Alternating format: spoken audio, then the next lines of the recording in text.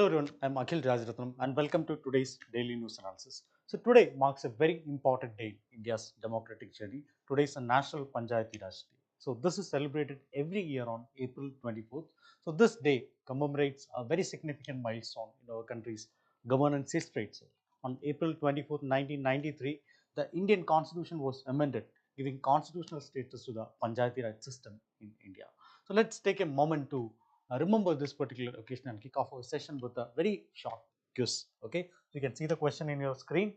Which constitutional amendment gave panchayats a constitutional status? 42nd Constitutional Amendment Act, 44th Amendment, 73rd Amendment and 86th Constitutional Amendment Act of Indian Constitution. Okay, so you can post your answers in the chat box. So we'll be discussing the question by the end of this session. Okay, all right. So these are the topics for today's daily news analysis. I've taken 4 topics from the Hindu. Okay, the first topic is related to the Indus Water Treaty. Indus Water Treaty with Pakistan is put on hold. So India officially suspended the provisions of India's Indus Water Treaty, and amidst this rising tensions related to this Pahalgam attack. Okay, the second one again from the Hindu only. This is mostly related to some statistics only, scientific statistics only. So in this particular article, the article is discussing regarding the sources of the air pollution in India, as well as the impact, both environmental impact as well as the health impact of this air pollution. Okay, so we'll be in depth, we'll be discussing regarding the primary contributors of India's air pollution. Okay, third one is related to the term judicial despotism. Okay, so we have different types of terms like judicial overreach is a judicial despotism, is a judicial activism. So we'll be discussing what is this, all these terms, and why judicial despotism is becoming a concern, and why judiciary needs to have some would have to refine themselves. Okay, so that we'll be discussing in our third article. Okay, fourth one, it is related to the coral reef, a very serious issue, environmental issue which is happening is a coral bleaching. Okay, so we'll be discussing regarding what is a present issue, what is a serious concern regarding this present issue, and obviously we'll be discussing regarding the basics. For example, what is a coral, what is this coral bleaching, what is actually the statistics of the coral bleaching, all these things also we'll be discussing.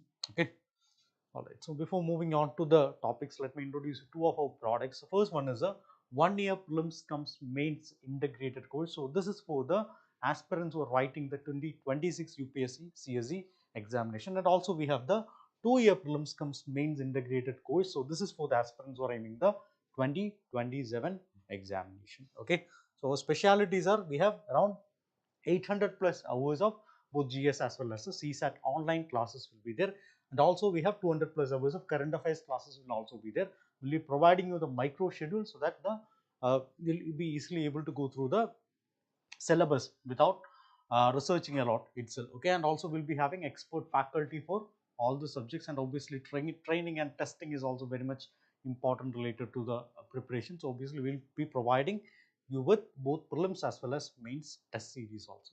Okay, all right. So with that note, let's move on to the first topic. This is related to the Indus Water Treaty. Okay, the hot news today in every newspaper, in every news channels, everywhere you can see that the Indus Water Treaty has been suspended. Okay, and they have imposed strict diplomatic as well as visa measures against Pakistan in response to the Pahalgam terror attack which happened in April 23rd. Okay, so we'll be discussing regarding what is this treaty, and all these things we'll be discussing. Okay, so obviously the trigger point is the terror attack which happened in Pahalgam, 23rd April 2025. The terror attack happened in Pahalgam and it had killed 26 people, 26 innocent civilians were killed in this attack. Okay, so obviously India is blaming the Pakistan-backed terror groups, and they have also confirmed that the regional wing of the Lashkar-e-Taiba is only behind this particular attack. Okay,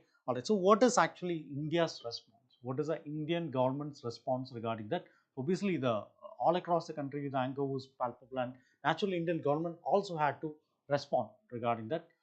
So this is not the first time the terror attack is actually happening, but this time Indian response was something which we have never seen, before, and till now we have not touched this Indus Water Treaty, but now we have started with the Indus Water Treaty itself. Okay, so the highest decision making body, that is a Cabinet Committee on Security. The Cabinet Committee on Security, yeah, CCS, or the Cabinet Committee on Security. So they have rolled out a 5-point response. They have rolled out a 5-point response. So this Cabinet Committee on Security, so this is headed by the, chaired by the Prime Minister, chaired by the Prime Minister Narendra Modi. So they will be taking this emergency decisions related to the security. Okay, and obviously the committee is a very top level committee, and the decision makers will be like the Prime Minister is obviously the chairman, and also it will be having the Defense Minister. It will be having the Defense Minister will be there, and also the Home Minister will be there. Home Minister will be there. Finance Minister will be there, and also the Minister of External Affairs will also be there. So this is actually the composition of this Cabinet Committee on Security. Cabinet Committee on Security, and you can see that this is actually the top level committee and consisting of all the top ministers in the cabinet. Okay, and so what they have decided, they have rolled out a 5-point strategy to hit back this both diplomatically as well as strategically. First one is the suspension of the Indus Water Treaty itself. First one is suspension of the Indus Water Treaty. So this is a very unprecedented move. Nobody expected that this Indus Water Treaty will be suspended, and obviously this is coming into effect very immediately itself. Okay, so this is a very huge move because this treaty was survived not just this kind of terror attack, but even the wars also. In 1965 we had a war with Pakistan. In 1971 we had a war with Pakistan. On 1999 we had the Kargil war also. Okay, so during this period also this Indus Water Treaty remained intact. Okay, other than that we have imposed some other responses also, declaring the Pakistani military diplomats persona non grata. Persona non grata. So persona non grata means basically they have been asked to pack their bags and go. Okay, you are not supposed to be here. You just leave to your home country itself. This is persona non grata. It's actually a technical term which is used in this diplomacies and all. Okay, so the government has also shut down the Atari border. Atari, we have a ICP, integrated check post is there in Atari. Atari is in the Punjab border. Punjab border we have Atari. So this Atari border has been closed. Okay, so that's a major border crossing between India and Pakistan and Punjab. Again, this is also very important trade route between both trade as well as travel route between India and Pakistan. And also the visa regulations has been tightened. Very strong visa restrictions has been important. Finally, both countries have agreed to scale down their diplomatic presence. Scale down their diplomatic presence by reducing the diplomatic staff. Only the basic staff will be there. Other than that, everyone should pack their bags and go. Okay, so this is basically the response of India, or the response of Indian government related to the Indus Water, related to the Pahalgam attack. Okay, all right. So now let's understand this particular topic, that is the Indus Water Treaty. What is this Indus Water Treaty and why this Indus is very important? Why this Indus Water Treaty is important? To understand that, we need to understand regarding the Indus River system itself. We need to understand what is this Indus River system and why it is important for both these countries. Okay, so this Indus River system, this entire system itself, we can call it as a lifeline of Pakistan. Lifeline of Pakistan. It's important for India also. So it originates in the Tibetan region. Originates in the Tibetan region here. Okay, originates in the Tibetan region, and it flows through both India as well as Pakistan itself, especially the northern parts. Okay, and finally it drains into the Arabian Sea. Okay, finally it drains into the Arabian Sea. Okay, so this is actually the catchment area of the the Indus River system, and here we can see that the Indus is having tributaries are also there. So there are 6 tributaries for Indus. 3 are the eastern tributaries and 3 are the western tributaries. Okay, so the 3 eastern tributaries. So here you can see that if you are dividing it like this, here you can see that. So these are the 3 eastern tributaries. 3 eastern tributaries, that is Ravi, Bias and Satluj. Okay, Ravi, Bias and Satluj. So these are the eastern tributaries. So if you go to the western tributary, there are one is the Indus itself, another one is Jhelum and another one is Chenab. Okay, so Indus, Jhelum and Chenab. So 3 eastern tributaries and 3 western tributaries are also therefore this Indus. Okay, so under this Indus Water Treaty, India got the rights to use the eastern rivers. Okay, so eastern rivers means this is India. So these rivers India can use, these rivers Pakistan can use. So this is actually the basic understanding of this Indus River Treaty. I will be coming into detail regarding how this treaty originated and all, but this is a basic understanding regarding this. Okay, all right. So now, why these rivers are important? Why those, especially why those western rivers are important for Pakistan? Because it provides around 80% irrigation needs of the Pakistan. 80% of the Pakistan irrigation water is coming from the three western rivers of the Indus only. So that's the water they used to grow their staple foods. Okay, so their staple foods are wheat, rice, and sugarcane, especially in the northern part. Wheat and sugarcane. Plus, they also rely on this water for other purposes like drinking purpose and also for hydroelectric projects also Pakistan is using. Especially they have some important hydroelectric projects running in the Punjab as well as the Sindh provinces. Okay. All right. So coming to India, for India also this Indus is important. Even though India is a very vast country and Indus is occupying only in the northwestern part of India, but for India, even if you take the entire Indian needs also, maybe Indus is one of the most important rivers. Okay. So India on the other hand gets used the other three uh, eastern rivers only. So, but that too in very limited way. For example, like run of the river hydroelectric projects, navigation purpose like boating or maybe inland rivers and all for that purpose, bit of the irrigation purpose. Okay, but the catch is India is not allowed to store water or divert it to a major way. This is one point in which India is always having issues. Okay, so the treaty actually puts very strict technical conditions on what India can or cannot do. Okay, so maybe we can say that this is little more favorable towards the Pakistan.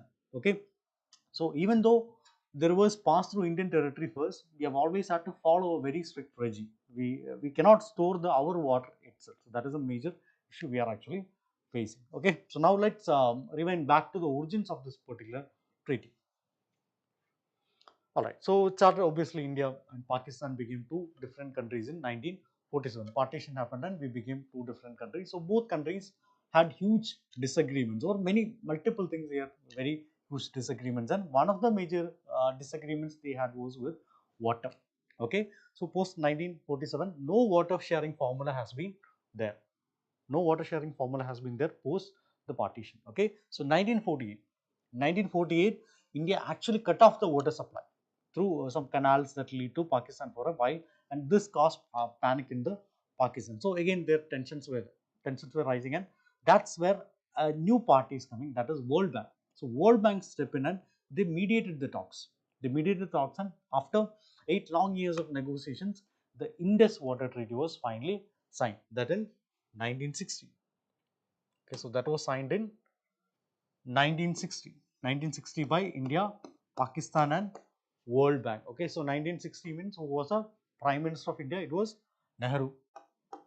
Nehru was the Prime Minister of India, and Pakistan it was settled by Ayub Khan, General Ayub Khan. Okay, so World Bank, it was the party who represented World Bank was a Vice President of World Bank. It was A.B. Liff.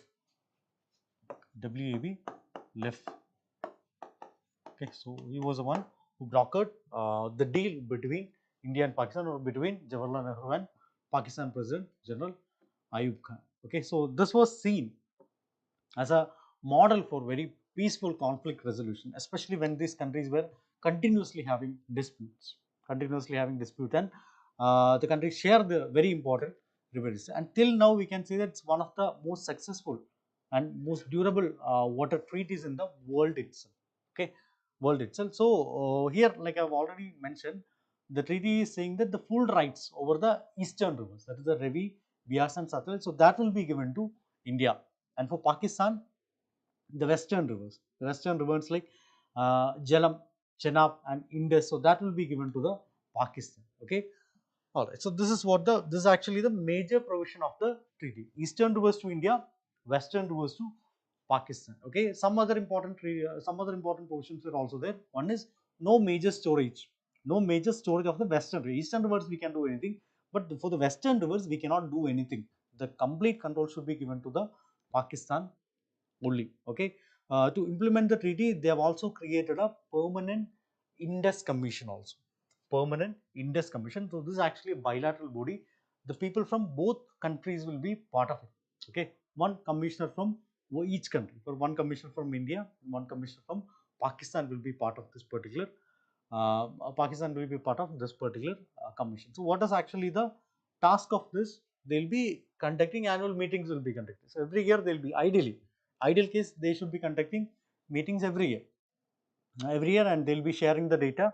They'll be inspecting the projects if there is any new hydroelectric project. So some other projects which is already being commissioned, so they'll be inspecting this project whether it is going in a good way, and joint visits will be also be there. So we can say that this was actually acting as a mini parliament for water affairs between the two sides. So what is this parliament doing? Parliament means they'll be enacting the laws, there'll be discussions will be happening in the parliament. So like that, all the discussions or maybe laws related to this particular Indus river, which is concerning both these countries, will be done in this permanent Indus commission only. Okay, so this was actually the purpose of creating this permanent body, that is a permanent Indus Commission, not an ad hoc committee.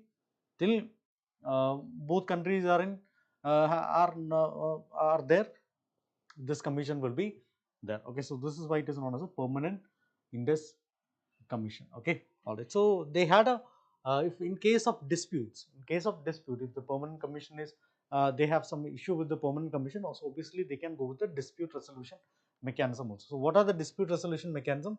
One, it will be the bilateral discussions in the PIC, it's permanent Indus Commission. They can discuss and they can reach a agreement. Now, sometimes a neutral expert will be there. He'll be technical expert. Technical expert means related to this cubics of water will be there, this tons of water will be there. So that will be discussed by this technical body, and so he will be giving a suggestion related to, okay, this is the case. Not a political expert but a technical expert. So after that they can go to the court of arbitration.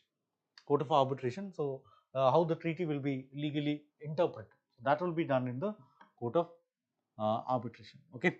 So now of course disagreements again also, even with all this mechanism itself, still disagreements were happening. And over the years India started developing some hydroelectric projects on the western rivers also. Okay.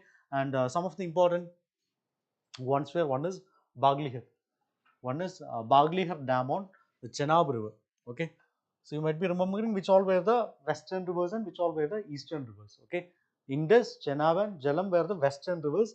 Ravi, Bias and Satluj were the eastern rivers. Okay. So six tributaries, it divided into three. Okay. So Baglihar is in the Chenab. So Chenab is the western Indus. Chenab is actually the western. So here we were developing the Baglihar Dam. Okay. So this went into a legal dispute. Finally, it was resolved in India's favor by a mutual expert. Again, here also it was brokered by the World Bank only. Okay, so then there is a Kishan Ganga project. Again, this is also very important project. So this was on the Jhelum River. This was on the Jhelum River. This is also in the Western Indus. Okay, Western Indus tributary Jhelum. Okay. Again, this is little more complicated. This again further went to the court of arbitration. Okay, so the process was, one, it can be done bilaterally. Second, either it can go to the a technical expert will be there. Here the technical expert was appointed by the World Bank. Okay, and after that it will be go to the court of arbitration. So for this Kishan Ganga project, it went to the court of arbitration. Okay, court of arbitration. So that's why it is a little more complicated. And finally, India was eventually allowed to divert water, but with many conditions to protect this Pakistan's share. Okay, so then finally you have the Rattle project. This is in the Indus River itself. Rattle project in the Indus River itself. Okay, this is still under scrutiny. We don't have much details regarding this Rattle project. Okay. Anyway, you might have understood that Pakistan honestly has always been suspicious, because ultimately the river is coming from India only. So they'll always be suspicious. It believes that India could manipulate the water flows, and that will be hurting them in the future also, because Pakistan's the critical cropping seasons will be, so that might be affected. Their agriculture will be affected. If agriculture is affected, their economy will be affected. Okay. But whatever it be, India has followed the treaty. Other than these ways, India has completely followed the treaty. In most cases, India has followed the treaty, but Pakistan always raises these objections at these international forums. Even pretty regularly itself, Pakistan used to object. Okay, and on the flip side, we can see that India always feels that the treaty is too lenient towards Pakistan. It's always lenient towards Pakistan, very overly generous towards Pakistan. So, despite being the upper riparian region, upper riparian means obviously the river will be coming from the region, India only, India to Pakistan. So, India is in the upper riparian, Pakistan is in the lower riparian. Okay. We are stuck with this restrictions, even though we have the rivers, we are not able to use it. We are not able to use it, and obviously this will be affecting the Indian economy also. Indian economy, and most importantly, India has maintained the treaty even while facing this continuous cross-border terrorism. Not this Pahalgam one, even before also we were having wars also, but still we are not having, we are not raising much objections regarding this. But still, uh, India was not silent on August 30, 2024. So, India officially sent a notice to Pakistan under Article 12, Article 12 of the Indus Treaty itself. In Article 12 of Indus Treaty itself, there is actually a provision. So, we moved legally. We moved legally. So, we sent a notice, officially sent a notice to Pakistan under Article 12 of the treaty, and we have asked for modification. We need modification. So, India said, look, the treaty doesn't address today's reality. So, what are today's reality? Climate change is happening. The changing water needs are happening. So, all these things needed a faster dispute resolution. But Pakistan wasn't ready to budge. The 90-day consultation window, again, this is also mentioned in the 90-day consultation window is also mentioned in the Article 12 of the Indus Water Treaty itself. So, this 90-day consultation window ended without any agreement. So, when the terror attacks happened in April 2024, it was like the final straw. India then suspended, the completely suspended. The first stroke was on Indus Water Treaty. So, India suspended, first time India's suspended the Indus Water Treaty itself. So, this is actually the first time India has taken such an aggressive stance, because if you are stopping the water means Pakistan's complete economy and complete agriculture, everything will be spoiled. Okay, so we have taken the drastic step itself, and it shows a major shift in our policy also. For example, earlier we were having the passive tolerance, now we are moving towards more active leverage. So we can see that in our diplomacy also there is actually a what a shift can also be seen. So of course this escalate the diplomatic diplomatic tensions between it, but we have gone with the what the final thing itself. Okay, so Pakistan, another thing is Pakistan may also retaliate in different ways, and also here who is the who was a mediator? It was a World Bank. World Bank is an international body, so World Bank being a party to the original treaty, so they might also try to mediate again. But more than that, the move changes how this country might use or protect these international treaties at times of this conflict and terrorism. Okay, so there's also one question is also there: what if the treaty actually ends? Okay, so it's not like we have suspended it. So maybe what if we are not following? If India is not following and India is doing whatever we want with the Western rivers without giving anything to the Pakistan, what if it actually ends? Pakistan would be in big trouble, especially in the dry seasons. Severe water stress will be there. Food security concerns will also be there. Water shortages will be there. So economy will be destroyed. So like that, many issues can happen during this period. Okay, and India will have more freedom for dam construction.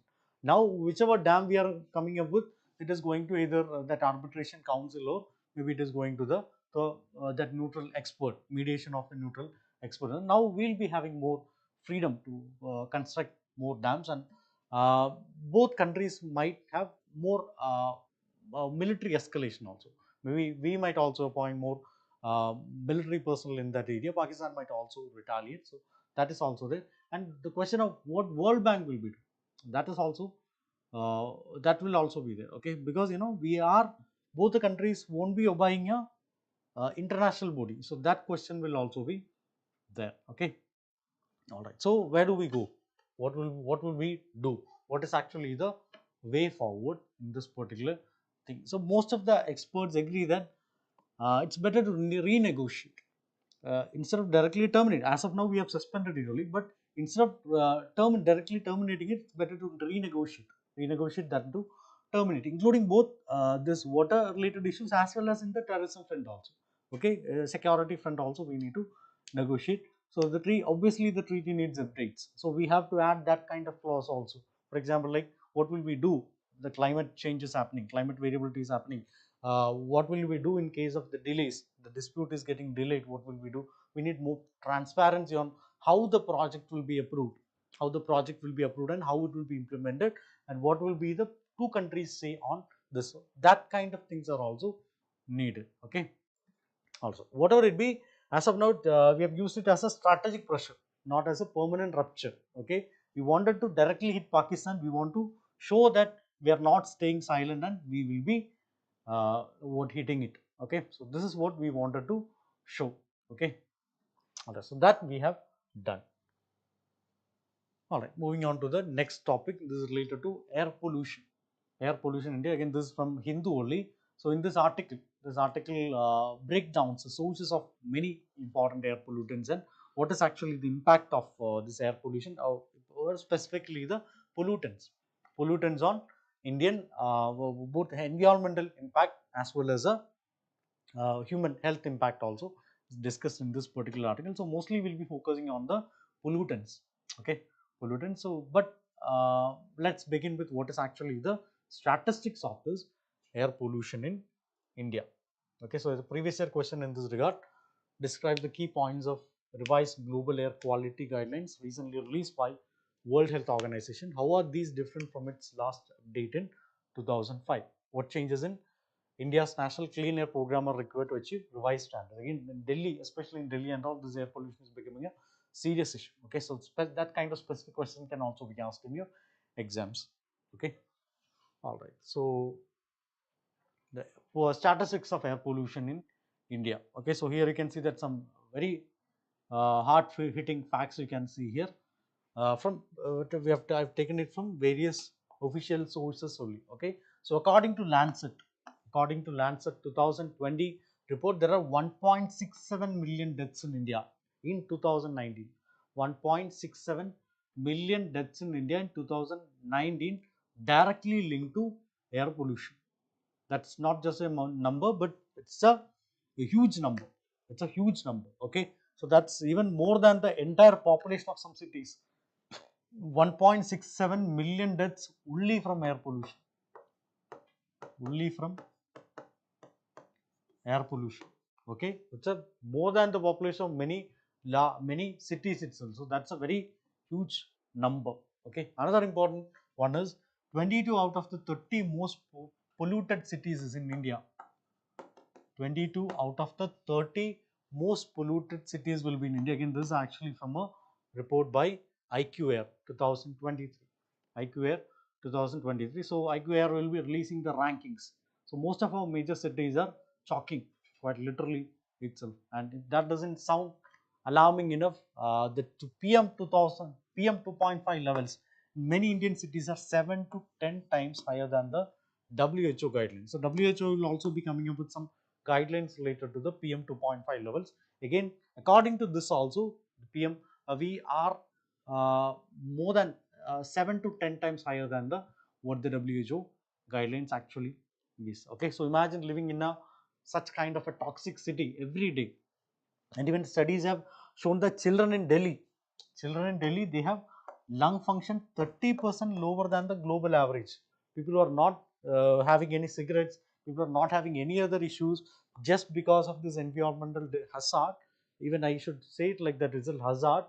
The children, the young children, they are actually suffering. Okay, so this is also a very alarming report. Okay, and also over 12% of all deaths in India are linked to air pollution. This is actually from a report by the State of Global Air Report 2020. Over 12% of all the deaths in India. Okay, if 100 people are there, if 100 people are dying, 12 will be dying from air pollution itself. Okay, so this is also a very important thing. So that's over 1 in 8 deaths. Okay, 1 in 8 death, that is from air pollution only. Okay, all right. So now let's break it down. So what are these actual pollutants? Who is actually causing this damage. So that's something which is of very important concern. Okay, so these are the major pollutants. So again, from the Hindu only, so they have made it clear in this. Okay, so what are the major pollutants? What are the primary sources of this pollutants? What is the health impact for humans, and also what is the environmental impact? So obviously, from environment impacts also there can be a cyclical effect on the health also. That's another thing. Okay, all right. So let's start with sulfur dioxide. Let's start with sulfur dioxide, SO2 or sulfur dioxide. So what is actually the primary source of sulfur dioxide? It is coal-fired plants, and industries. So they will be burning the fossil fuels. They will be burning the fossil fuels, and this is actually the biggest culprit here. And what is actually the health impact? It will be lung irritation, So respiratory issues will be there. So that aggravates issues like bronchitis. That will be aggravated, and also not just a health hazard, environmentally also it's actually an issue. So this will be causing acid rain. So acid rain means it will be damaging the forest, it will be damaging the aquatic ecosystem. Even the monuments will also be like Taj Mahal, and also they are also getting affected with this pollution in this Delhi NCR region. So that is also one of the important concerns.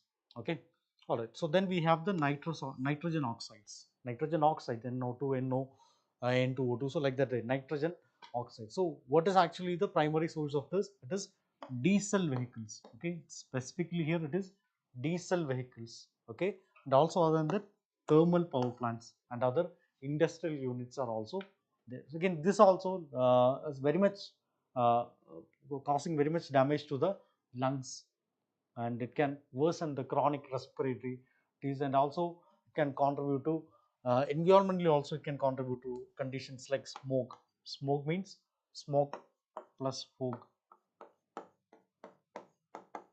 This kind of conditions can also be aggravated, and also this will create the what ground level ozone. Ground level ozone is not something which is good for the environment. Okay, ozone is good in the upper stratospheric level, it is ozone is good, but in the ground level this is not something which is good. Okay, so that is also there. Other than that, we have the black carbon.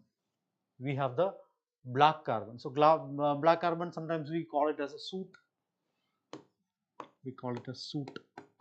Okay, soot. So again, this is also one of the important pollutants, and the primary sources, it is biomass burning, open waste fires, and obviously here also diesel is coming as a issue. Okay, soot or black carbon. So if the carbon, it won't be combusted, it won't be combustion will not be complete, and it will be remaining. So this is one of the most dangerous because these are very tiny, and it can go deep into the lungs, and it linked to both heart as well as lung diseases. So that is also there, and it is believed to be not just affecting what this environment, human health alone, but it can even have far-reaching effects on the glaciers also. Okay, glaciers also, and obviously it can have a cyclical effect on reducing the rainfall. So like that way, soot is also very much dangerous. Okay, all right. Now let's move on to other pollutant, methane. So obviously methane is a very important greenhouse gas, one of the major contribution to the greenhouse gases as well as the climate change itself. Okay, so this is mostly released by from agriculture, like livestock, the cow dung will be there, and also the from the rice paddies will also be there. Paddies, water areas will be there. So rice paddies will be there, and also from this decomposing waste. So these are some of the important primary sources of this methane production, and it can also impact in an indirect way. Methane is not directly, it will not be causing any lung damage or anything, but still global warming, it will be causing global warming, and obviously global warming is not something which is good for human health also. The temperature will be increasing, so that will be making us fatigue, that will again cause some other diseases. So like that way it is also there. Okay, all right. So in environmental level, obviously it is causing climate change.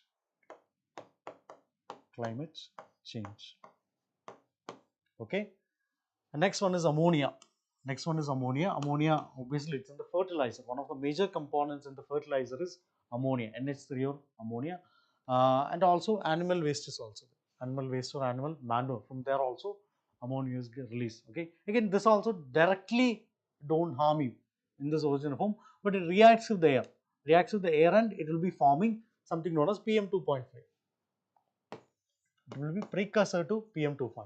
Okay, that will be reacting with the air, and again it will be causing the PM 2.5, and this then contribute to mostly the cardiovascular as well as respiratory disease that is caused by this PM 2.5. PM 2.5. Okay, cardiovascular and respiratory deaths. So in the environmental front also it is not good. Soil and water pollution through the deposition of this PM 2.5 or ammonia, that will also be there. Okay, another important thing is NMVOC. NMVOC is non-methane volatile organic compounds. Okay, non-methane. Methane we have already discussed. So this is non-methane. One it is not methane. Another one it is volatile.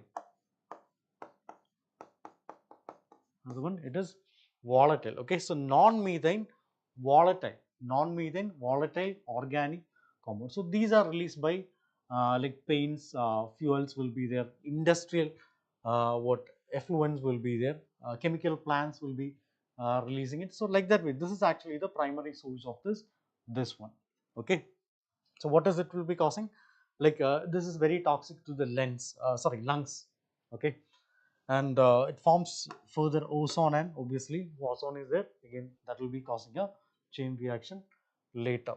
Okay, all right. So this affects the agriculture, will be reducing the agricultural yield, so that will be affecting the economy also, and obviously deteriorates the air quality, whether it be outdoor air or indoor air quality, that will also be degraded by the release of this NMVOCs. Okay, all right. So why is India especially vulnerable to all these things? India, because in most of the vulnerable climate vulnerability index also, India is having a top position. Okay, India is very much vulnerable to disasters, very much vulnerable to climate change, and very much vulnerable to this pollution also. So why that is happening? Okay, we'll discuss that. One, our energy mix. Our energy in our energy mix, it is coal dominated. Even though even today more than 50% of India's electricity comes from coal. More than 50%. 50% plus is coming from coal. Okay, 50% is coming from coal. Obviously, we are moving towards other non-renewable, renewable energy sources like solar, wind, and all. But still, now also more than 50% is coming from coal only. Okay, so coal is kind of considered as a dirty fuel. It is considered as a dirty fuel. Okay, so that is one of the major reasons why India is most vulnerable to coal. And another one is the biomass dependency.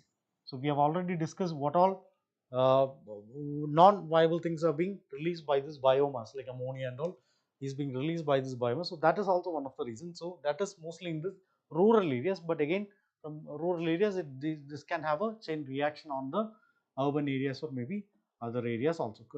Burning of the wood, cow dung, even crop residues, they are also being used for this cooking. So that is also even cause higher levels of this indoor air pollution. So that's also one of the reasons. Okay, and obviously if you go to the urban areas, you can see there is a vehicle boom is there. In here itself, the diesel vehicles, as of now we are in the process of phasing out this diesel vehicle, but still the old vehicles, the diesel vehicles, so that is also one of the important reasons why this air quality is being becoming vulnerable. Now we have the Bharat stage norms are coming, Bharat six norms are coming, but still we have the old vehicles are there. Okay, so that is also one of the major reasons. We cannot scrap it directly, we cannot scrap everything, but still we have to phase it out slowly. Okay, open waste burning, very major issue, because we don't have much space to dispose it. So obviously what we'll be doing, we'll go into some open space and we'll be burning it. And why this is happening? Because of the poor waste management. Okay, and this is something, stubble burning is something which is mostly happening in this NCR region, like the UP region, the Haryana region, and from there Delhi is getting affected a lot because of the stubble burning in these regions only. Okay, and also finally this is also very important, the population density. the population of India would have been little less, means waste management would have been better, or the money will also be able to spend the money in a more efficient way. Like that thing is also there, but still anyway our population density is very high, especially in some of the northern part like Bihar, UP and all, the population density is high, and that is also affecting the air pollution parameters. Okay, all right. And also the lack of environmental enforcement is also there. Now we have our waste management rules, our air pollution laws, everything. We have a law like Air Prevention and Control of Pollution Act 1981. Even though that is existing, but the implementation is very weak, very weak. So this is also one of the reasons, because overlapping agencies will be there. Air pollution agency, again, that their role will be overlapping with the water pollution agency, CPCBs, Central Pollution Control Board. So these agencies are not able to work properly. Their indexes are not aligning with the ground realities. All these issues are also happening. Okay, all right. So that's related to the uh, next topic. Moving on to next article, this is related to judicial despotism.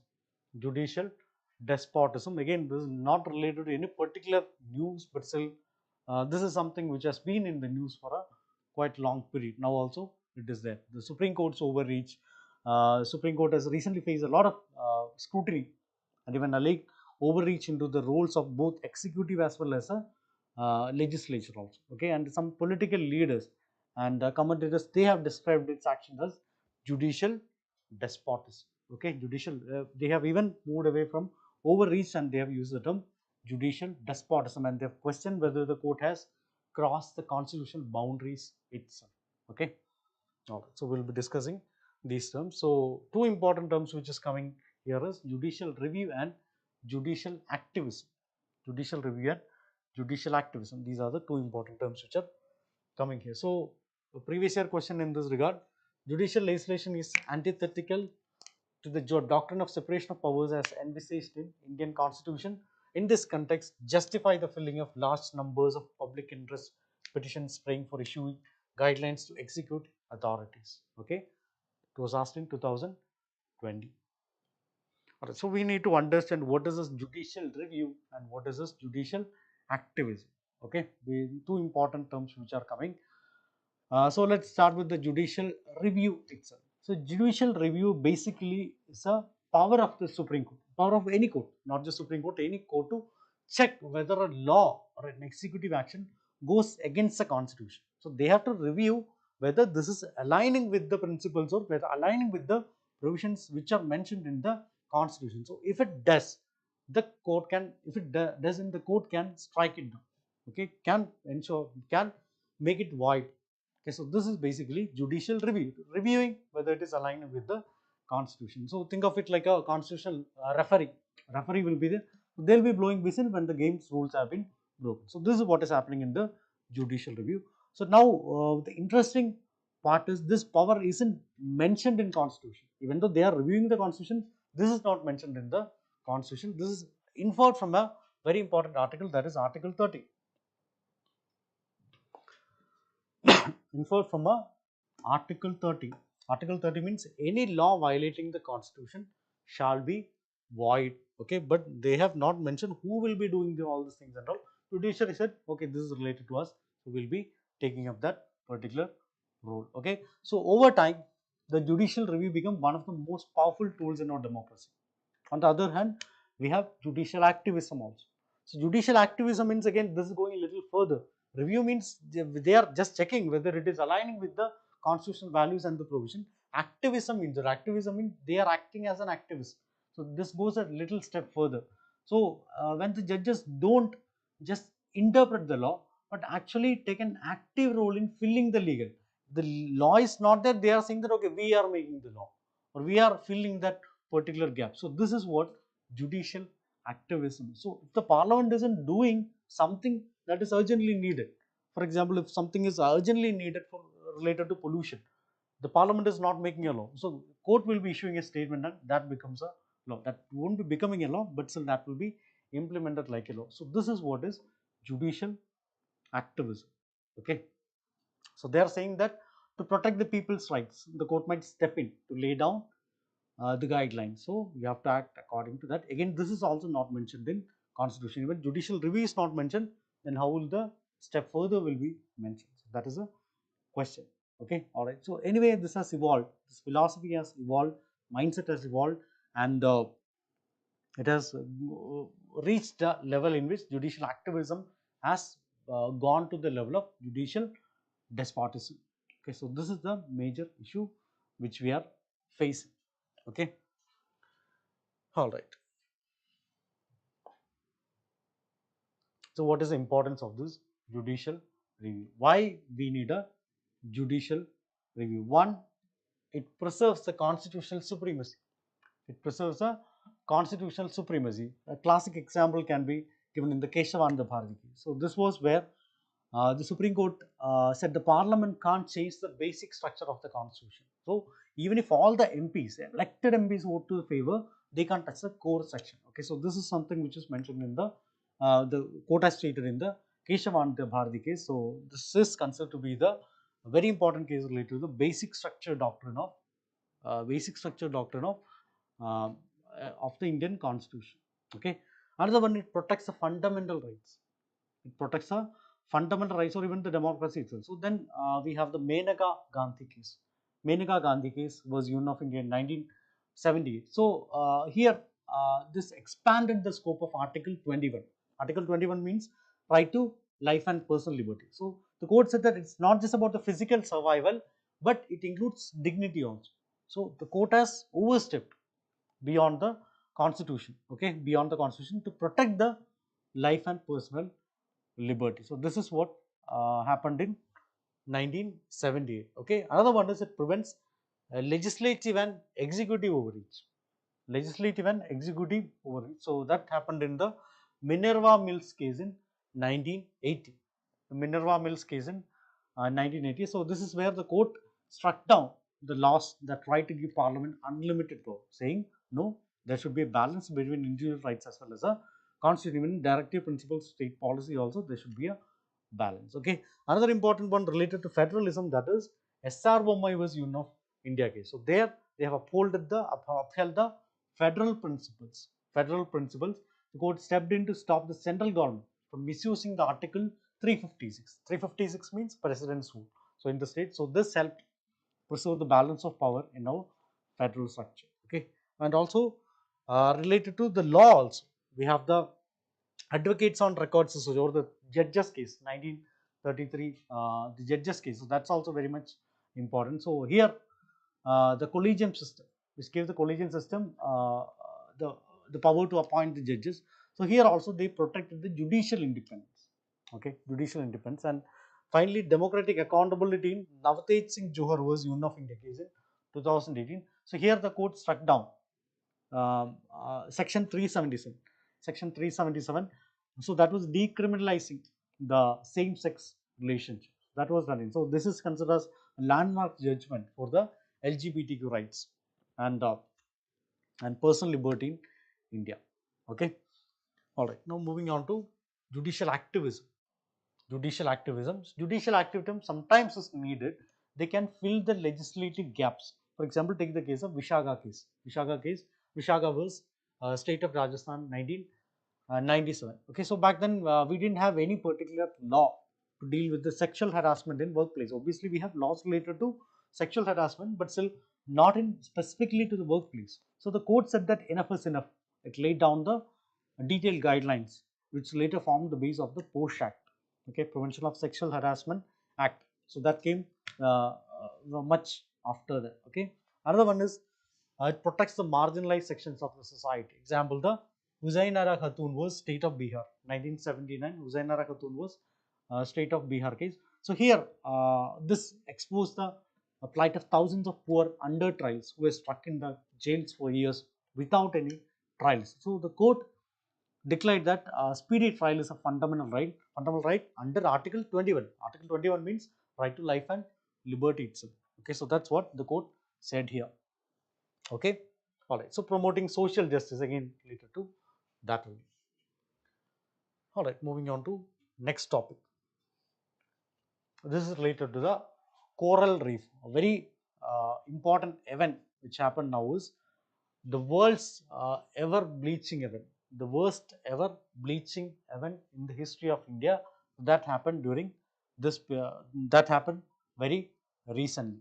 Okay, you know, right, coral bleaching is something which is considered as which can cause a chain reaction. For example, if coral bleaching is happened, related to that global warming might happen.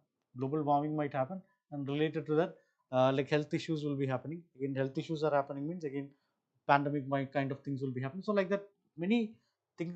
Coral bleaching is an event which can trigger a lot of chain reaction. Okay, chain reaction. So here we'll be discussing the basics. We'll start from the basics itself. What is a coral? What is this bleaching event? Like that way we'll be discussing.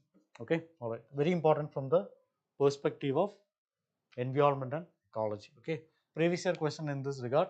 Most of the world's coral reefs are in tropical waters. More than 1/3 of the world's coral reefs are located in territories of Australia, Indonesia, and Philippines. Coral reefs host far more number of animal phyla than those hosted by tropical animals. Very specific related to the coral reef itself. It was asked in 2018. Okay, 2018. All right, so what are corals? What are these corals? Okay, so corals means they consist of polyps. Consist of polyps. So polyps means uh, tiny living organism. So tiny living organism, they are polyps. So these polyps are all genetically identical and they form colonies. So these colonies make up the coral structure. The entire coral structure is made up by the tiny organism known as a polyps. Okay, so these polyps survive with this coral reefs itself. So they have a relationship with each other. The polyps will be hosting microscopic algae. Polyps will be hosting the microscopic algae. So this is something which is giving the color to this coral. You might have seen in the pictures and all, the coral reefs is very colorful. Okay, so this particular relationship we call it as mutualistic. We call it as a mutualistic relationship between the corals and the algae known as a zooxanthellae. Zooxanthellae we call it as mutual because you know the polyps are getting supported by the algae. The algae is also getting a place to stay. So this is known as a mutualistic relationship. Okay, so corals are often referred to as a rainforest of the sea.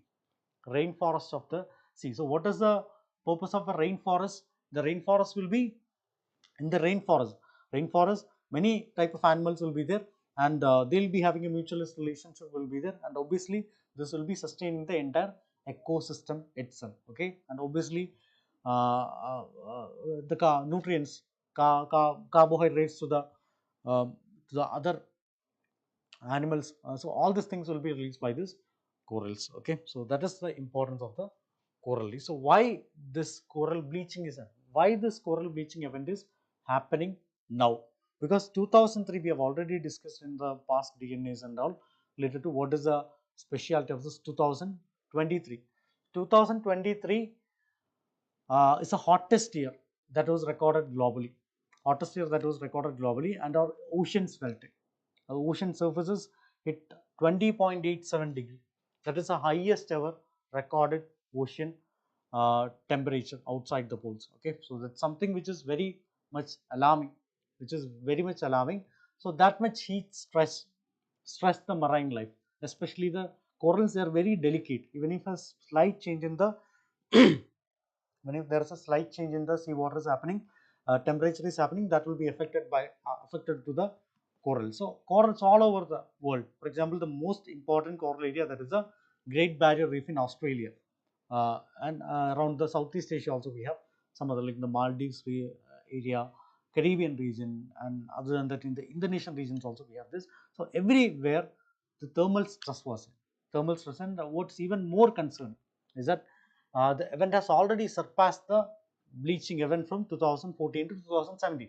So this bleaching event was slowly recovering, but 2023 everything again went back to square one. Okay, like that again bleaching. This has intensified the bleaching. Okay, all right. So another important thing is the coral bleaching is not just a environmental disaster. It can sometimes be an economical impact. It will have economical implications will also be there. Okay, the corals play very huge role in protecting the coastlines. So they act like the natural underwater walls, and they'll be absorbing the energy of the waves. So obviously the erosion will be erosion, you know, right? The erosion means the how much the land will be eroded. Okay, so that will also be reduced. So when the reefs are damaged, the coral areas become more vulnerable to the storm surges, flooding. That will also be increasing. Even tsunamis can also be aggravated by this. So fisheries, another important thing is related to fisheries and food security. So the reefs are very important breeding grounds. I already mentioned that they are the rainforest of the sea. So like that way, this fisheries and food security also, it is very much important. Nurseries of many fishing species. So that is depending only on this coral area, especially in these island nations like the coastal communities. They are also depending on this fishes. So like that way, if the reefs collapse, means the fish population will decrease. So that will affect the fishing community. That will affect the economy. So countries like Australia, Maldives, Seychelles, so they earn very millions out of this fishing. And also tourism will also be affected. When the reefs bleach, the scuba divers will be there. So diving tourism is also something which is very much important. So that will be affected. That will be affected means local business will be affected. Local business will be affected means again economy will be crashing. So this is also very much important. Okay. So well, there are some key organizations and networks that are trying to fight this crisis. First of all, we have the International Coral Reef Initiative. International Coral Reef Initiative, or the ICRI.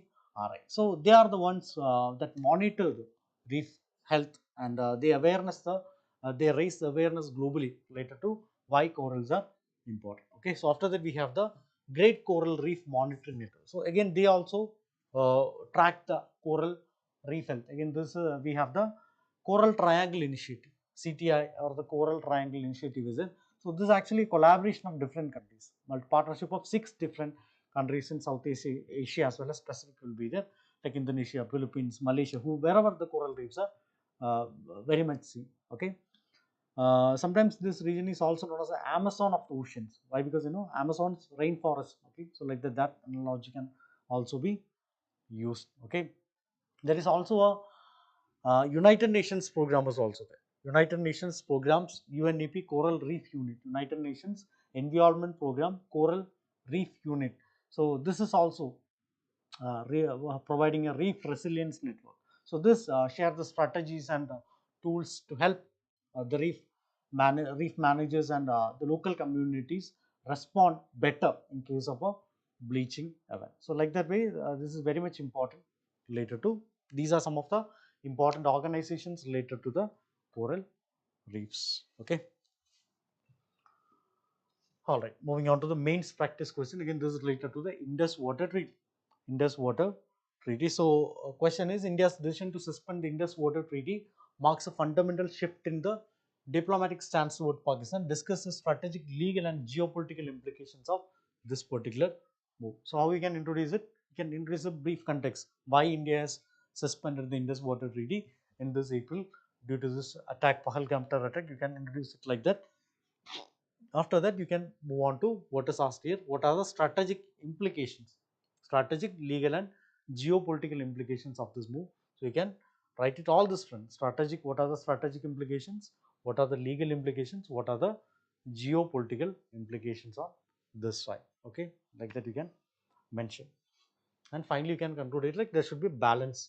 Strategic interest as well as international norms, both has to be balanced. Okay, for example, sometimes we will have to adhere to the World Bank organizations like Bolton, but not by compromising our security or our ideologies. Okay, like that we can conclude.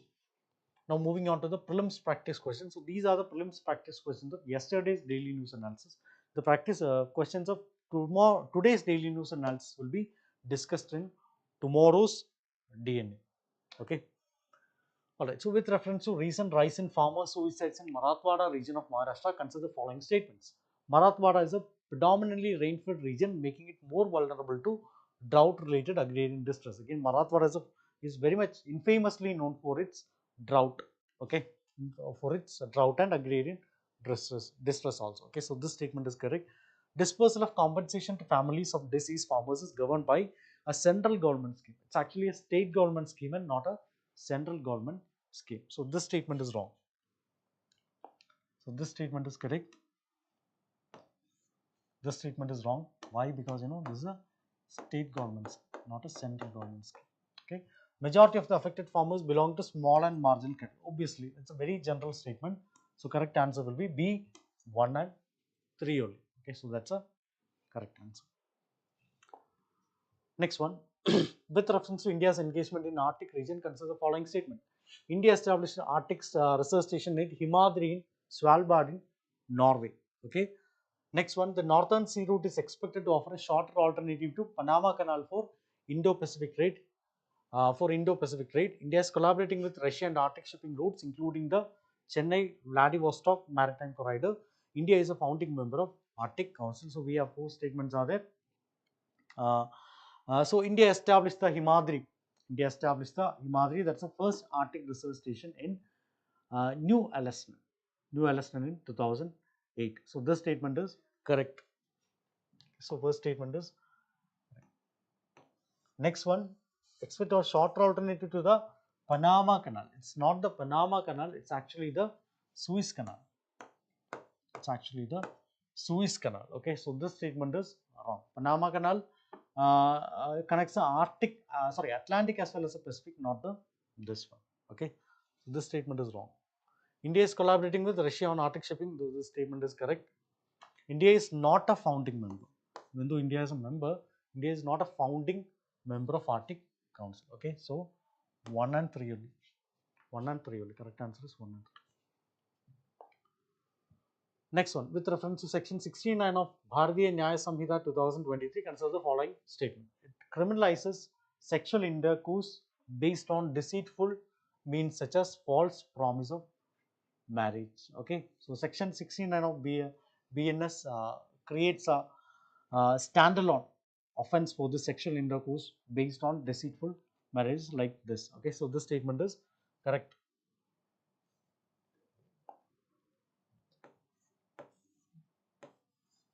It overrides the definition of rape given under 63 of BNS through a non-obstante clause. Okay, so this statement is wrong. It is not overriding. It is not does not contain a non-obstante clause, and this does not override the section 63 also. So this statement is wrong. So this provision has been criticized for potentially violating Article 14 of the Constitution. In this statement is correct. Some critics argue that section 69, by offering a lesser punishment for the conduct similar to rape, violates Article 14. Okay, so this statement is correct. So right answer is 1 and 3 only. 1 and 3 only. Okay. All right. Next one. Which of the following statements about buffer zones in tiger reserves are correct? Buffer zones are core areas of national park. Buffer zones are core area of national park where human activities are completely prohibited. No, buffer zones are outside the core areas and may allow regulated human activities. Okay, so they are not core area, they are outside core area. They are outside the core area. Okay, so it's there, it is not prohibited. This statement is wrong. Development of buffer zones helps in reducing human animal conflict. Again, this statement is correct. Okay, so if you develop the buffer zones, obviously it will act as a shock absorber, and the core area will be protected. Okay, that statement is correct. So Madhya Pradesh has the highest number of tiger reserves among Indians. It's a factual question. That's also correct. Okay, so the correct answer is 2 and 3 only. 2 and 3 only is a correct answer. Okay. All right. So these are the questions of today's daily news analysis. So this will be discussed in tomorrow's daily news analysis, and also you can go to our website navigator.narayanaus.com. So the link will be posted in the chat box. So there you can attempt these questions. And you can post your answers in the chat box also. Okay. All right. So we have already discussed one very simple quiz related to today's to commemorate this day, because today is the National Panchayati Raj Day. Okay. So related to that, I've given you one quiz. So you might have posted your answers in the chat box. So which constitutional amendment gave panchayats constitutional status? 42nd Amendment, 44th Amendment, 73rd Amendment, 86th Amendment. Okay, so the correct answer is 73rd Constitutional Amendment Act. 73rd Constitutional Amendment Act gave constitutional status to the Panchayati Raj. So that was done on 24th April 2025. Okay, so this act came into being on 1992. 1992. So to commemorate that particular event only, we celebrate today as a National Panchayati Raj Day. Okay. All right. So with that note, let's wind up our session. That's it for today. Thank you.